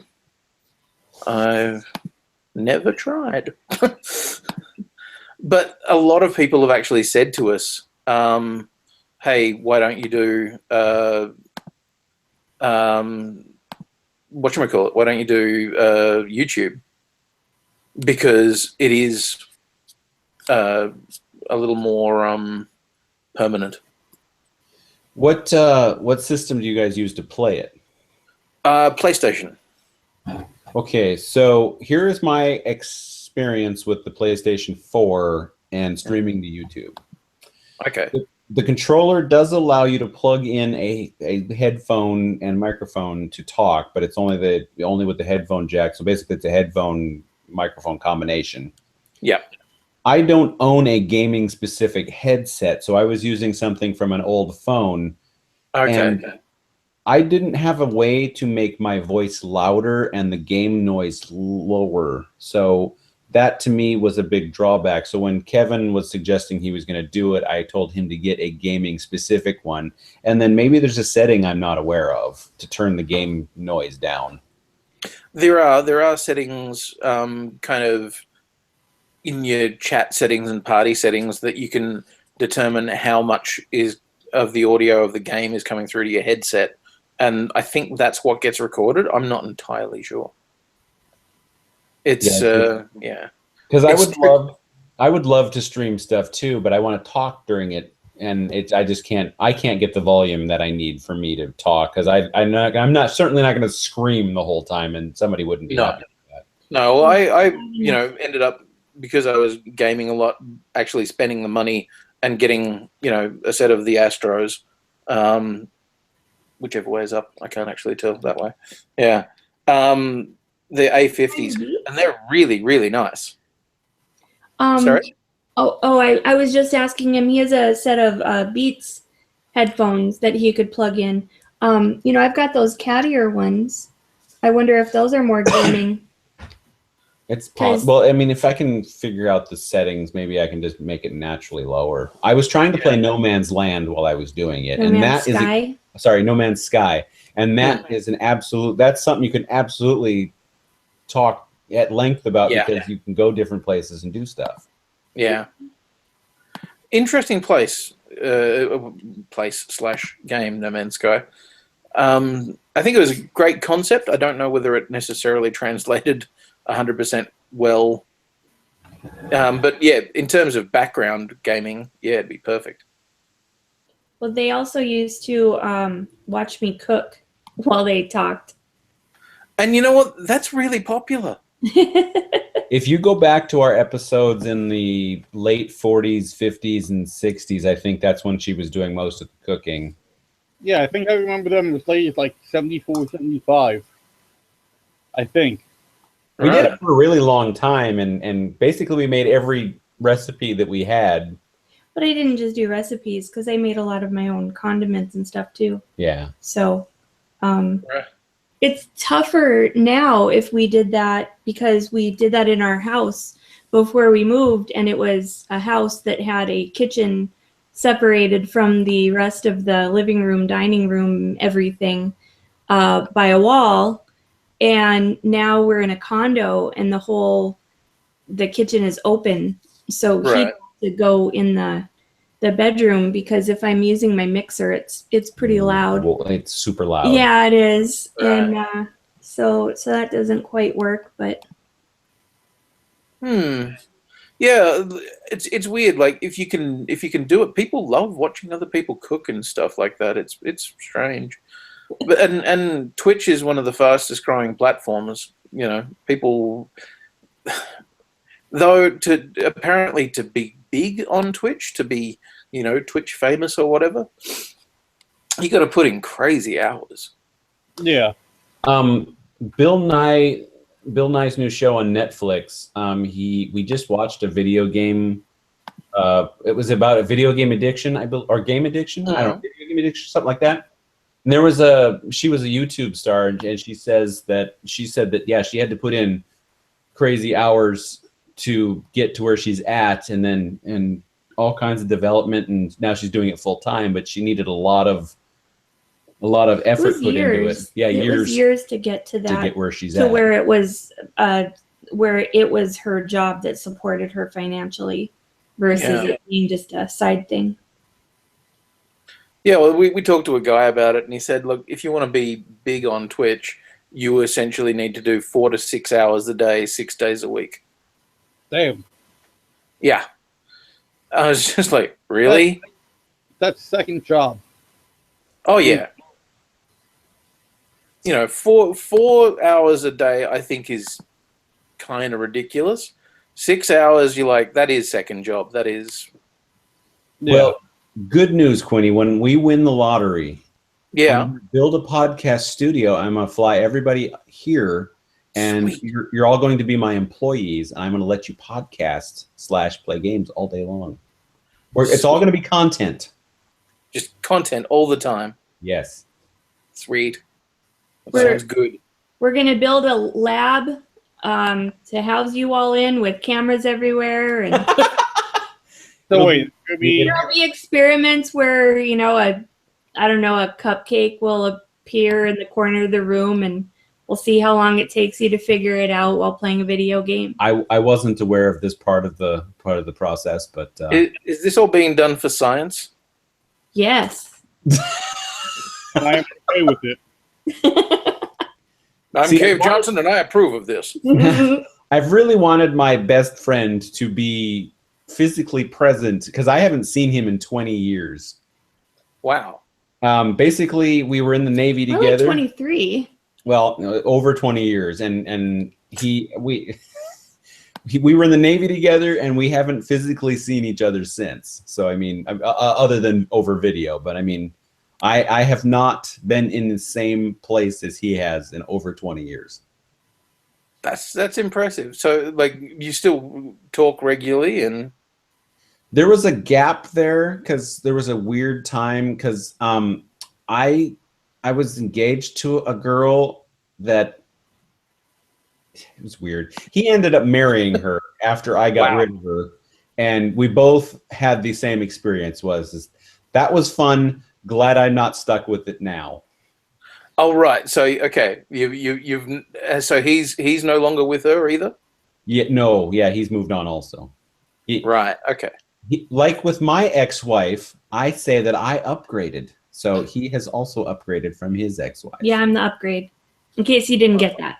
I figured on that because you're here and he's talking, and Yeah. you're not stabbing him. Normally, I make an offer to people because you're in Australia. The postage would be weird. So if you ever felt like crapping into a clear plastic bag and you wanted to mail it to somebody, I would give you my ex-wife's address. Look, you know what? The level of weird that would be.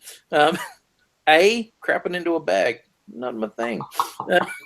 But B, I mean, by the time that the postal system got it there, it'd be extra special nasty. Yeah, it would. That's the He point. deserves every drop of it. Ooh. Okay. Well, I'm glad that you have upgraded to the knitting wonder. I also like to say that maybe you've met my ex-wife. You know, red, goatee, horns, has a tail. Appeared at the end of Pick of Destiny. Yeah. Good call. Good reference. I literally watched that little bit yesterday, and I was like, that's funny. So, anyways, I'm gonna go undrink a drink again. I'll be Okay. back. So Good, enjoy. Are you standing, Kev? Yes. No, Right. I was I thinking earlier, was concerned. You looked uncomfortable. I've got bad knees, so I Ah. haven't changed my position. Oh, I Right. think, wait, was that the whole helicopter jumping? Or am I thinking of something else? I know he was in the military too. Yeah. Kevin was in the Army. I was in the Navy. Bob, who was also on once in a while, was in the Navy with me. So my knees are terrible because they made us run all the time. Kevin's knees are terrible because he jumped out of perfectly good aircraft. No, they were Air Force. They were not perfectly good. They were barely functional. Okay. And I also ran, but I'll be back shortly. Well, I wasn't even in the Navy or the Air Force, but my knees are screwed, as are, my hips and everything. But that's just genetics. It's because, genetics. Every part of me is defective. No. Are you sure you traded a up? lot of ailments. I like to Yeah. joke that I have a lemon and I need to trade her in for a new His model. upgrade is a lemon. Yeah. Oh. My most recent You know what? I'm gonna undrink a drink. okay. I'm gonna leave you with her. Are you sure you trust me? Yes. My most recent living hell was about a month and a half where I pulled my back and couldn't walk, stand, lay, sit, crawl, and was Wow. in the emergency room twice Ooh, because it hurt so bad. So that was my fun. that sounds terrible. Yeah, it was. I have had occasional moments of extraordinary pain where things have gone wrong, and you just go, "Oh God!" It affects everything in your life, doesn't it? It means you can't do anything. Yeah. Well, I Yeah. get migraines. I was trying to determine which was worse, like back pain. We actually bought a Lazy Boy recliner. Like that's how serious it was because I couldn't get in and out of bed and I couldn't lay down. So I ended up sleeping in a Lazy Boy for like 2 weeks. Oh man. But I kind of say like I don't know which is worse, having a migraine or the nonstop back pain like that, because with a migraine, like you can't even have your eyes open, or at least I can't. And so at least with the back pain, I can still use my hands, which if I can't use my hands, I tend to go a little crazy. Right. Okay. I see that. Yeah. Nasty. Yeah. Yeah. Well. Yeah. I'm pleased to say I've never ever experienced a migraine. Touch wood. But they seem so debilitating. Like just massively. My most recent one started on like a early Tuesday afternoon. Lasted an entire like Wednesday, and then finally started letting up Thursday morning. And I now have my first pair of prescription sunglasses ever, so I often end up wearing them in the house. Oh right. Just to help, because it feels like somebody's trying to stab your eyeballs with a dull fork. Oh. So yeah, I've had migraines. I've had migraines for at least 20 years. Oh wow, really? Yeah, about the same length of being married. No relation at all. None whatsoever. So can you explain to me what your logo means? Okay, so this is a window. Yes. There's the moon out, and then I like to think that this ghost, who I keep changing his name, but I don't know what his name is yet. I keep thinking he's like popping in going, "What you doing in there?" So right. I used to own limeflavored.com. Okay. And I had my favorite logo. I switched away from it, and I never went back to it, and I was kind of sad about it. But I wanted back pain. I wanted to rebrand myself because I owned that one for like 10, 12, some odd years, and it was just I never did anything super with it. So yeah, I wanted to rebrand. I bought emeraldspectre.com, and then I designed this logo. I knew I wanted a ghost, and I thought I ran a couple of ideas by my tester here. Right. And the one that she liked was the one that had the window. So then I just started doing window ones, and of all of the quote unquote terrible ideas I had, this was the one that passed the test. So that's okay. If you look on my website, I design logos. I ran a simulated soccer league for a while, and I designed all the logos because I love making logos. Okay, cool. So okay, then well, while you have the completely natural thing, what is your website? emeraldspectre.com. All one word? All one word. Oh, and you have to spell Spectre with an E, both E's. SPECTER? Yes. .com. I'm typing it in. Do. Okay, there we are. Right. It should be very Art Deco at the moment. It is very Art Deco. I Art Decoed it, and I want to I want to leave it alone for a while so that I can work on other things. And then the most recent release, do you know what a bullet journal is? A beg pardon? A bullet journal? No. Sounds dangerous. No. You can check it out. Bulletjournal.com when you have time. This guy, Ryder Carroll, invented a system of organization that is analog instead of digital. So he basically he uses a Lectern 1917 notebook. In my case, I got a dotted one, so there's dots all over the page. What happened? Oh, Sorry. right. I'm grabbing one of his other ones so that you can see what he's saying. So Okay. I started playing. Well, I started playing with it, and then a couple of months, I was kind of having a really hard time keeping up with it, and it was very. It seemed like a chore rather than helping me organize anything. And then I came up with this brilliant idea. Mm-hmm. I want to be a better person, therefore I will create a role-playing game using the bullet journal for self-improvement. So my latest release is the shorthand for bullet journal is Bujo. So I have released the Bujo RPG.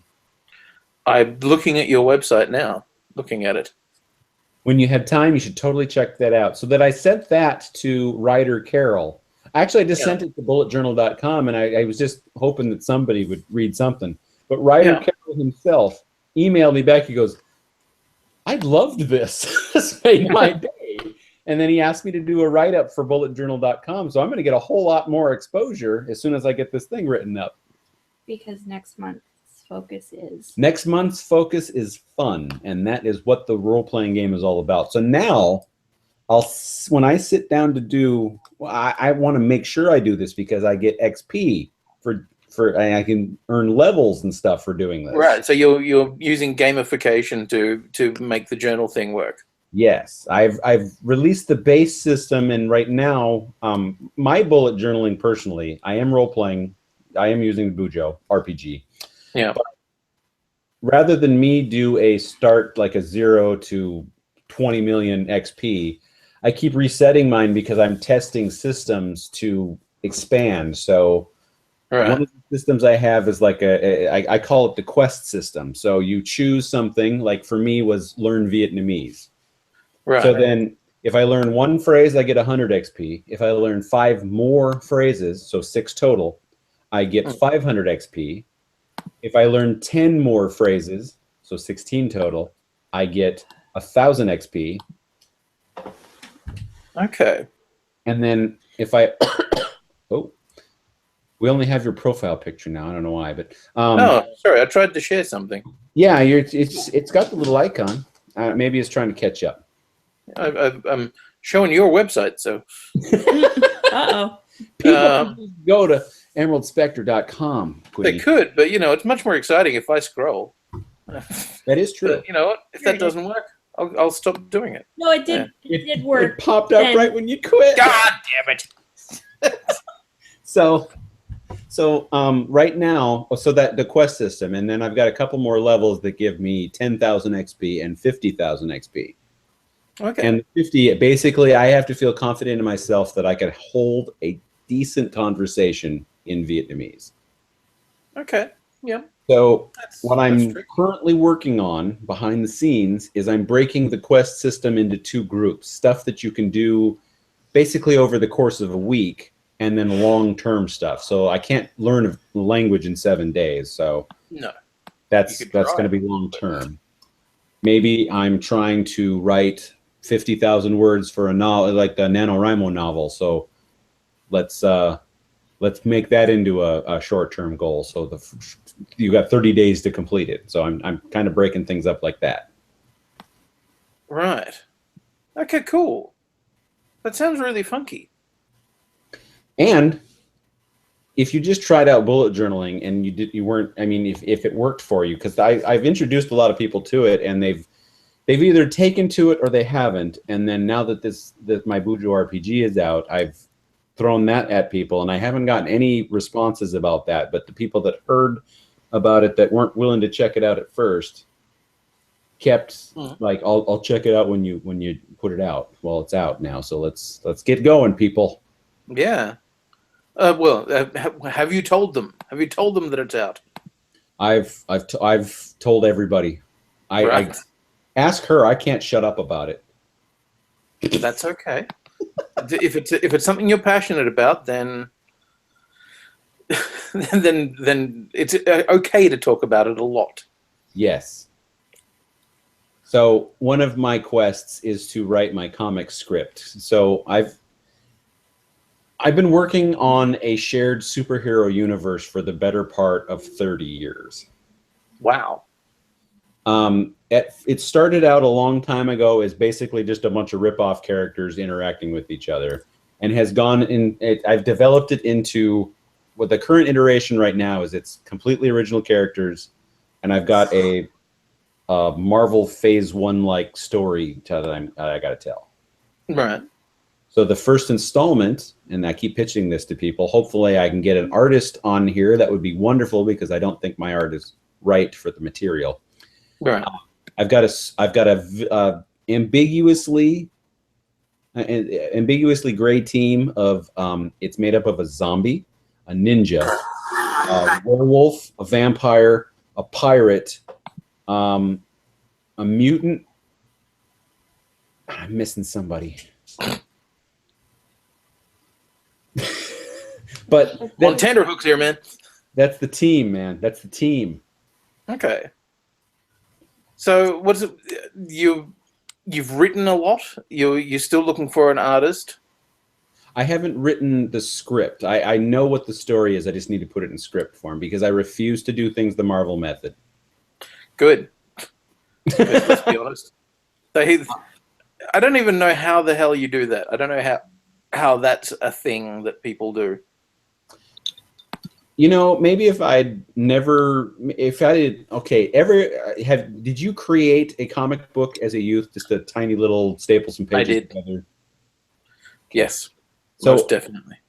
I think that almost all of us have. So Kevin? Somehow I feel left out. No, I didn't either. all right. So anyway, I went so far as to make 6 issues of this wonderful comic. But if I'd have kept going from that point, maybe I could do the Marvel method because the way I was doing it, I was just kind of drawing it on the fly. So, Yeah, right. But some point in my past, I realized I am not going to make it in the world of art in comics. So I might want to start working on the writing aspect. Right. But I can't get an artist on, so I'm going to attempt once I write my script, because I'm going to do it's just going to be a self-contained story, just a full graphic novel, 100 and however many pages it needs to be. Put it out. Yeah. Start working on the next one. So one of my quests is to write X number of pages, and then the last part of that quest is finish script. Yeah, right. And then I can add draw the script. So then, then I'm just, translating the words into pictures. See, that's cool. I have done that thing where we, Dion and I, one of the other projects, because he's kind of not my muse, but my main collaborator. And we've been working on a comic book that we've been trying to get up and running for ages. But yeah, same thing. We got like the big arcs mapped out and got ideas as to who the characters are and what they do, and probably worked out, down to roughly how many issues per arc and everything like that. But yeah, it is that thing of making the decision to go, okay, now we're writing the script, and yeah, and then finding the artist, because art's expensive. It is expensive. And I'm going to suggest something here. I think that you and I should pool our resources here, because maybe your stuff will fit into what I'm working on, or maybe my stuff will fit into what you're working on, or maybe I can just write a script for you and be part of the process on your side. I would like that. That would be fun. I will tell you, and the concept is a simple one, and unfortunately, probably when we had the idea 5 years ago or whatever, it was very, very original. Now it's not perhaps as Well, I don't know. It's still an original idea, but basically, we wanted to call it Henchman, and it was all about not the superheroes or anything like that, but the secret world of the Henchman. Oh, she's got something to show you here in a minute. Oh. Okay, so but like the people that help the Green Goblin and the people that help Doctor Doom, not Dr. Exactly. Doom. Yeah. Who are those guys? And what happens to the henchmen that have been knocked out too many times by the good guys? Do they have health care? So when you sign up to work for the Joker, do you get a 401k? I don't think so, but before you keep going on, one of the Comic-Cons in town here is the Rose City Comic-Con, and Rose City Comic-Con volunteers are known as... Oh, really? That's awesome. I'm a henchman. She is a henchman. That's super cool. So if you're wondering what they do in their off time, I guess... They volunteer at comic conventions. Yeah. Those are the only 3 days a year that I work. But yeah. Right. That's cool. That's super cool. So yeah, we all have these shirts, and then that's the back of them. Yeah, that's very cool. So man, I like the idea because there's potential for humor, but it sounds like that would be a mostly humorous book. Mostly, there are sort of big arcs that are not humorous at all and are quite dark and sad. But I also can't talk about it any further without Dion being here because he will probably hit me and go, "Shut up! Don't tell everybody." Well, and so my first launch, the big team, they're you think of them as a hit squad for a mafia boss. Yeah, which is why they're ambiguously gray. Yes. Morally ambiguous. That's morally was what I was talking about. So yes. I can't get into too many super details, but there's a lot of people are figuring out that the old ways aren't going to work anymore, so they start upgrading. Right. Okay. Interesting. It's a mystery, and that's only the tip of the iceberg because I start going into the actual superheroes then. Okay. And it's funny because, I think when you start the world building of these things around superheroes, there is the danger that even though you're trying to focus on other aspects of the world, you do start focusing on who the superheroes are because they are interesting. Did you ever see that series? God, what's it called now? It's just been cancelled. Powerless. In fact, when you started talking about what do the henchmen do, I immediately went to the episode where she's dating the henchman. Yeah, exactly. And that's the thing. So many of the ideas that we've had and talked about and stuff like that are now starting to appear because superheroes are now such a huge part of, pop culture everywhere. My ideas are to not do I only have one straight up superhero. I mean, it's what he wants to do. It's what he's going to do. That's the way it is. The other things I want to try to make, I want to do what Marvel's done. Captain America isn't necessarily a superhero in the movies. He's a spy, and he is he's more interesting on screen than he has been in the comics. Oh god, yeah, and it's interesting, that they felt the need to do that. That the realization that actually, significantly more interesting if they are, as you say, either a spy or, in the case of Ant-Man, a thief. The thief, and Thor is more about figuring out how to act and be in charge than anything else. Yeah, heavy is the head that wears the crown, sort of thing. Yeah. Doctor Strange is all about, I didn't realize this world existed, and oh my god. Yeah, Yeah, I like Doctor Strange, but I still feel like they could have done more with that whole, like, the process of him learning was all done in a montage, and I'm like, that's actually the most interesting part of that character.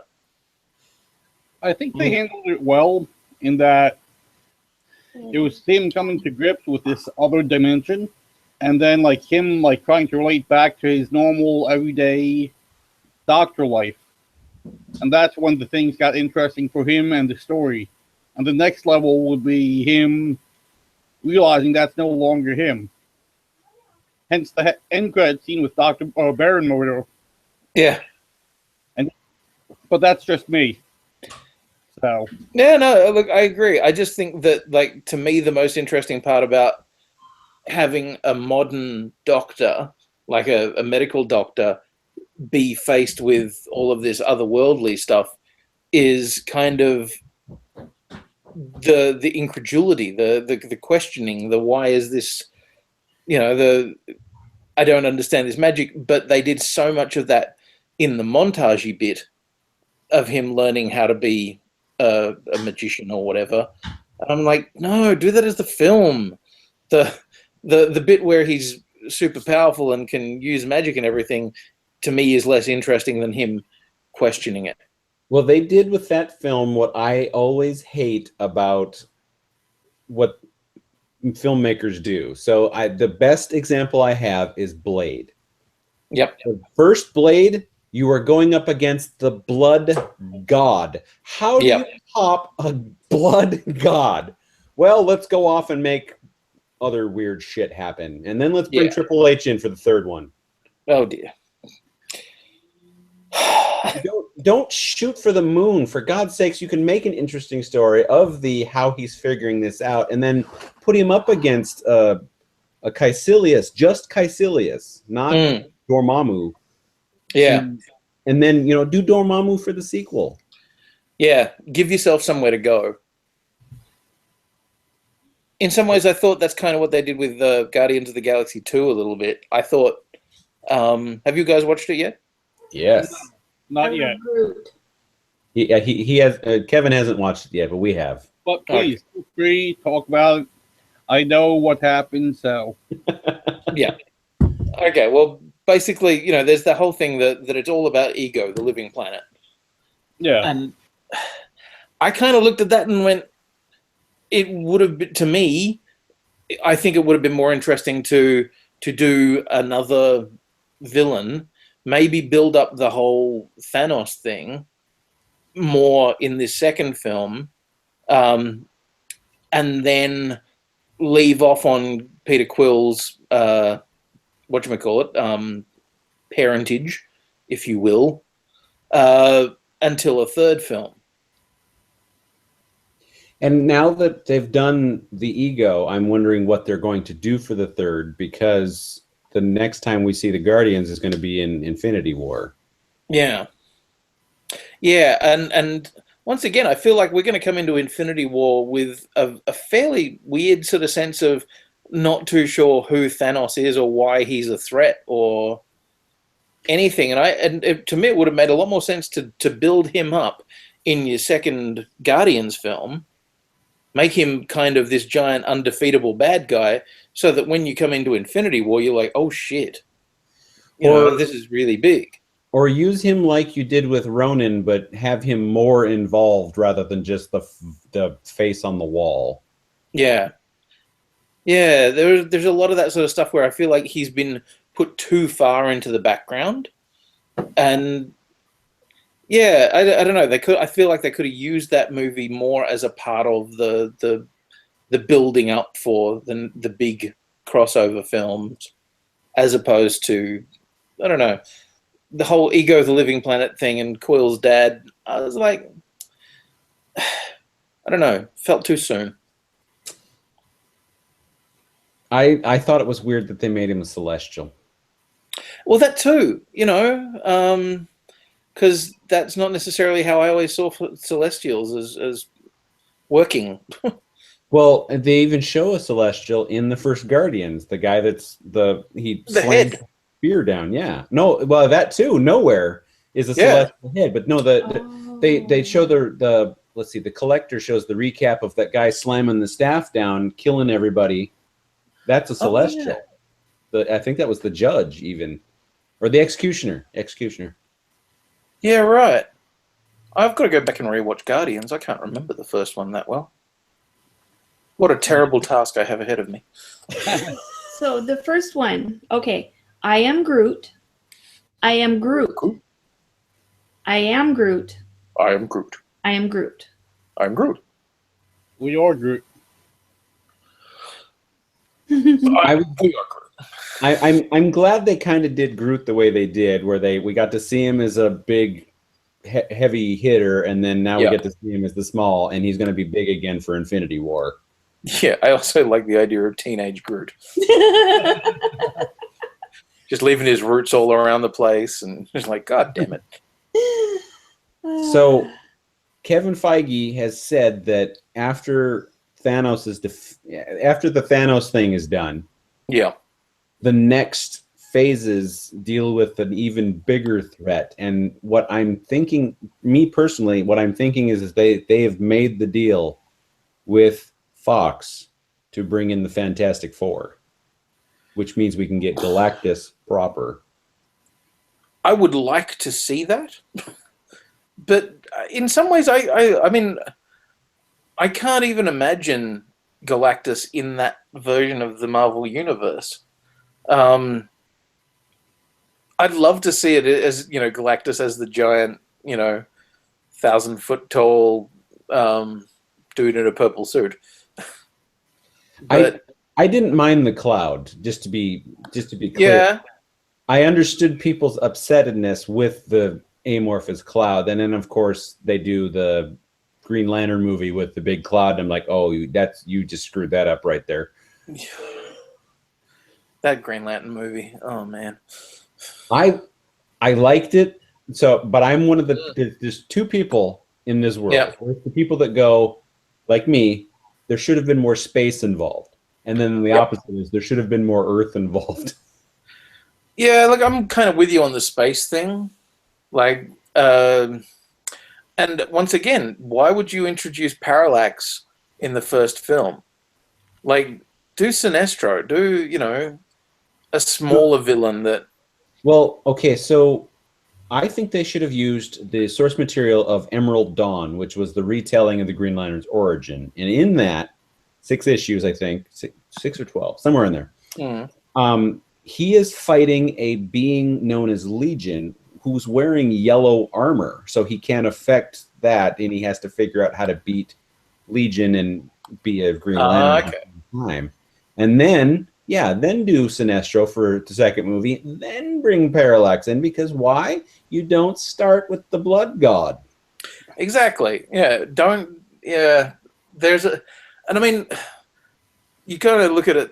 I think that's why they were very smart with, like, Batman Begins and Into the Dark Knight.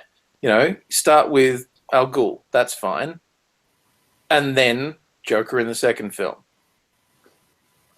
I've never been a Joker fan until Heath Ledger. Right, yeah. Yeah, well, he's damn good. I hate him in the comics.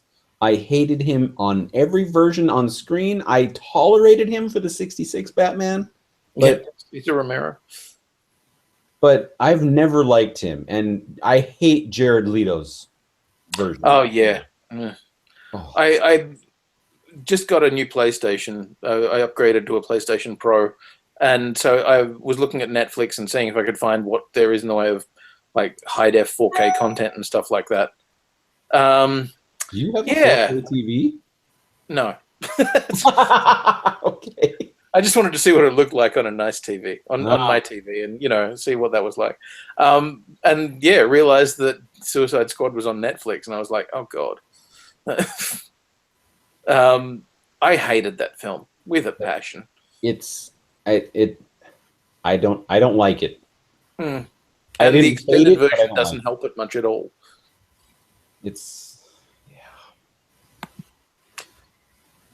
The other thing is they tie it into the regular DCEU now, and we've got no context for any of the villains. Didn't I just basically the whole movie ask who is this and why are they there and what do they do and why? This is in Suicide Squad. Yeah. Yeah. Yeah, you know, and it's sort of like, okay, they spend a lot of time trying to set these people up, but by the end of it, you're like, do I care? Not really. And then I saw a thing posted that the guy that played Flag is going to be leading something in the next one. I'm like, please don't make another one. No, well, yeah, and the thing is, even though it was crap, that made a crap ton of money. So even though, you know, it was critically absolutely smashed and everything, they'll still make another one. Why? Because it made a lot of money. Yeah. And because there's a lot of really, you know, lowbrow people out there who really didn't give a fuck that it had no story or plot and the characters made no sense. They were perfectly fine with a bunch of people shooting each other and Margot Robbie's ass. I did like Margot Robbie's ass. Yeah, so did I. But, you know, I don't know that we can make an entire film on that. I don't know. I think they made an entire industry. Yeah, there's an entire industry based off that, Quinny. Come on. True, and there is nothing wrong with that porn industry. More power to it. So, I like Man of Steel. I like Batman v Superman. Oh, love Wonder Woman. Yeah, good. I think. See, I for a while had forgotten that Man of Steel was even a part of that. Well, somebody suggested the other day on a podcast I listened to, one of them, that Man of Steel seems like an after. It's like they made the movie and they're like, oh, maybe we should launch a universe with this. Yes. I feel like that's exactly what they did. I think they were going to make Man of Steel. Like that was their intent for a while. It was like, okay, we need to bring Superman back into the fold because we need to work out how to fix up this whole Superman Returns thing. Or we're about to lose the rights to this character. We might want to go ahead and refresh this from Simon and Schuster. Yeah, that's probably got a bit to do with it. Yeah, so, you've got that, and then you've got this whole thing of like going, okay, right, well, Marvel's making a shit ton of cash, and they seem to be kicking our ass. Oh, okay, what are we going to do? Is it that time? No, I just had a headline. No, the shit is going crazy in Portland constantly. Technically it is, but we're having such a great time, and as long as you don't mind staying on. I know Kevin's probably going to drop off sooner rather than later. I'm good. Yeah. Okay, so I got a little while longer, but not too long. I got to organize myself and head out for the day. Yes, it's early for you. But yeah, well, it's middle of the day, but I got a friend in town from out of town, so I got to catch up with him. But yeah, like this, yeah. Where were we? I've completely forgot. Well, we were building a movie universe. Okay, yeah, that's right. Marvel, by the time that Man of Steel comes out, Marvel is 3 or 4 films in at least. Yeah, and are clearly making crazy bank. And then they go, okay, we're going to do Batman versus Superman. And I think everyone's like, okay. But then they throw Wonder Woman into that. And I think Batman versus Superman, like, is the moment that you can see them going, shit, we need to do a lot of catch up. Oh, because Batman sent her that picture. Yeah. Yeah. Because So remember, Batman versus Superman is the one that introduces the Flash and Aquaman and Cyborg and all of those in really, really crappy, with the computer, like those little files. Yeah, files. Which is like, it was almost like she went to the YouTube of superheroes and let's look at origins of this person, click, this person, click. I was thinking about this the other day. Why does Marvel work so much better than DC's cinematic universes? And it dawned on me all of a sudden. DC doesn't understand how to make their characters realistic in a world realistically. No. Marvel does, and the only reason Marvel does for a modern day is because they did the whole Ultimate Comics thing for so long and then recreated all their characters. Because we're seeing the ultimate versions of all these characters, not the... Pretty much, yeah. So DC really needs to do this. We need to re-update all of our characters in a actual effort, but skip the comic part. Just put it on screen. I mean, don't destroy everything in sight. Superman does not need to be gritty. Christopher Reeves was just fine. Yeah. Well, but the thing, I mean, DC did do that. There was it was Year Zero or something like that. There was a modern rebooty retelling of Superman not that long before Man of Steel. And I can't remember what the hell it was called. It's either called Year One or Year Zero or something like that. Well, there was a Year Zero. I think that was more Batman, though. Okay, that was company wide. Oh, well, okay. there was 0 Hour. 0 Hour is what I'm thinking of. Sorry. Which was quite a few years before that. See, the thing is, DC it was Year One. Sorry, no, Superman. Oh, hang on. Is it Earth One? Oh, Earth Yes. One. Yes. Superman Earth One, which was written by Straczynski. And that was kind of modern take on Superman. What was that, Kevin? Of Babylon 5, J. Michael? Yeah. That's the one. Huh. I didn't like that because I don't think just because he's got all these superpowers that he's perfect, and that's exactly the way they portrayed him. But I'd rather have that than what ended up Henry Cavill doing, because I mean, it was okay, but it's... Yeah. I'm okay with fighting Zod in Man of Steel. I am not okay with the Trinity fighting a mutated Zod Doomsday thing. Yeah. Now, they did not need to do that. No, and once again, there's that whole thing of trying to jump to the blood god straight away. And Yeah. I'm positive we're going to have Doomsday in Justice League, which is way too fast. Darkseid. Darkseid, sorry. Yeah, I was like, we kind of just did Doomsday. Yeah, Darkseid. I'm positive. And if they don't do Darkseid, I will clap. But I'm positive they're going to go for Darkseid right off the bat. Apparently they're doing, like, the big bad in that one's meant to be Steppenwolf. Did Magic Carpet Ride? Yeah, that's the one. I can't do that one. It's a band that arrives. Nobody knows the words. Yeah. You can't understand them. Nope. But so that literally does the opposite of Darkseid, and that's let's aim too low. To go to Steppenwolf.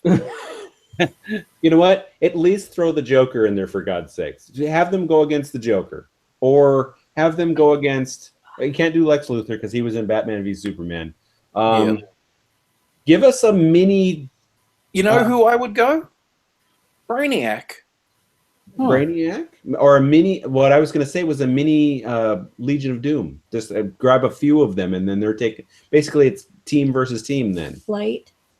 Legion of Doom Light. Legion of Doom Light. Now with less calories. I guess the problem with that is that you haven't set up their bad guys properly. Like, the only reason that works on the TV stuff, like Flash and everything, is because they've had enough time to set up the bad guys to go against the good guys. I think at the moment the only bad guys we have are the Joker and Lex Luthor. And Ares, kind of. But Ares is dead. Yeah. But I mean, technically, we've got Diablo and Will Smith. He's as bad as it gets. Deadshot, yeah. Harley Quinn. I mean, we've got those guys to work with too, but I don't think that's enough either.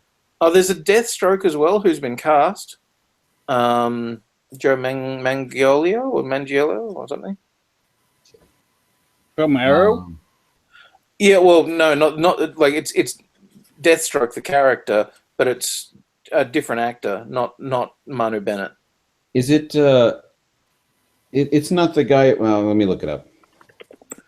The one I'm thinking of was in. Actually, you know what? I'm gonna show you this because this is kind of funny. No, not Manu Bennett. No, I know Manu. He's an interesting dude. Well, Joe Manganiello. Manganiello? This guy. Manganiello or something like that. Yeah, I was trying to. I'm like Sofia Vergara's husband. And you look at him and you go, guy from that guy looks an awful lot like Manu Bennett, really, doesn't he? Yeah. Why not go with Manu Bennett? But I bet he doesn't. Because you can't cross over into the TV universe. Wait, let me put my one comment into this conversation that I can. Yeah. I only have one thing to say. Manu Bennett smells really good. You've met Manu, have you? I have. He's an interesting dude, isn't he? He's not tall, but he smells good. When you said Joe whatever, I was immediately thinking of one of the guys in Godfather. Oh, Joe Pantalonio. No, well, because that would be an amazing Deathstroke. Oh my God, I want to get Australians to pronounce mobster names all the time. Is that the same guy? Wait, no, I don't think I don't think that's the right one. I think the guy I'm thinking of, he was a drug dealer in Godfather 3. He was on First Monday, the show about the Supreme Court. He's also been in oh shit. God damn it. Now I'm gonna have to look it up. Kitty, go But away. I don't like Deathstroke as a character. I sometimes I do, sometimes I don't. Sometimes I find the character. Are you thinking Joe Montana? Yes. Yeah. Who is not Joe Montana, the guy from No, the football. Yeah. Yes. Montana. Montana. I know who you mean. Yeah. Who's probably a little old for this. And definitely not Deathstroke. But I mean that's where my mind went when you said gotcha. So okay. But I guess if we have to have a Deathstroke, it might as well be the werewolf from True Blood. Yeah. Yes. Yeah, look, I don't know. I the one character, the one bad guy that I've always kind of wished that they would do for Superman is probably Brainiac, because he actually poses a massive threat. Like, has the big ships and can, take cities but at the same time isn't a god. He's not Darkseid. He's not essentially a ridiculously overpowered god. Because you don't want to do God. Because the only way you can go once you've taken on Darkseid is the Anti-Monitor and other super beings way more powerful, which is so far beyond. They're kind of almost ludicrous. Yes, it would be like the Avengers fighting Eternity in the Marvel universe, and that's just so beyond their capabilities. Exactly. Yeah, I don't know. It seems like there's like the first Batman, like the '89 Batman. Don't kill your Joker first time. Yeah. Yeah. Although it allowed them to move forward, because I could totally see them constantly bringing him back. True. Yeah. Yeah, that is true. Here is the picture of my lovely wife with Manu Bennett. Oh, very nice. Tough to see, but there we are. Nice. That was when He's an interesting guy. Sorry? That was when I was a henchman. Ah, nice. Isn't he from New Zealand? Yeah, he's kind of from New Zealand, and kind of from Australia. Hey, kid. So, yeah. I've had to work with mono many times. I was there at one panel where a lady in the audience stood up, walked over to the stage, and tried to give him her underwear. That was a moment. Interesting. None of us tried to do that. I feel the most sorry for the stage manager who intercepted her and had to take the underwear. Yeah. Yep. Okay. You have a lot. How much? You got a lot longer, Quinny, or you should? I'm going to have to wrap it up fairly soon. But one last question, one last topic. Well, actually, I was going to say, why don't we kill the live feed? Because I want to go back to doing what I used to do. I've been writing down funny things that we've said during the course of this show, and I want to give the name of the show as one of these things. So there will be a small post show, which we can throw back and forth to just between us, but for the fans, we can leave them wanting more. Well, like my mom always used to say, leave them while they want you to stay. Well, I want to thank you for joining me, Quinny. Thank you for having me, and thank you for I also want to say thank you to Kevin, who I've talked over more than anyone else ever. I'm used to it, but thank you. It happens. I would. Patience is saint-like, Space Jesus. Space Jesus. There we go. If you wanted to come back on in the future, I'll put the offer out there. Give you warning. I might want to just drop it on you or whatever. But I mean, it's a possibility. And Kevin, thanks for showing up again. I was expecting a bigger cast tonight, but apparently I was wrong. Well, Soft Rock had to go do his burlesque show, so He had to watch his burlesque show. Drink whiskey, Coke, apparently. Yeah. And Bob decided he's going to be on vacation and didn't bother telling anybody until, I don't know, 5 minutes before we went live. So. Nice work, Bob. Yeah. Thank you. All right. So for the fans, we're going to say goodbye and hang on, Quinny. We'll talk a little bit. And Thank you. And if you're ever around, come and see the periodictableofawesome.com. Absolutely. Well, I'm going to promote that. That's going to be in the tags and all that. I do it right. You do it right. All right. Bye. Bye.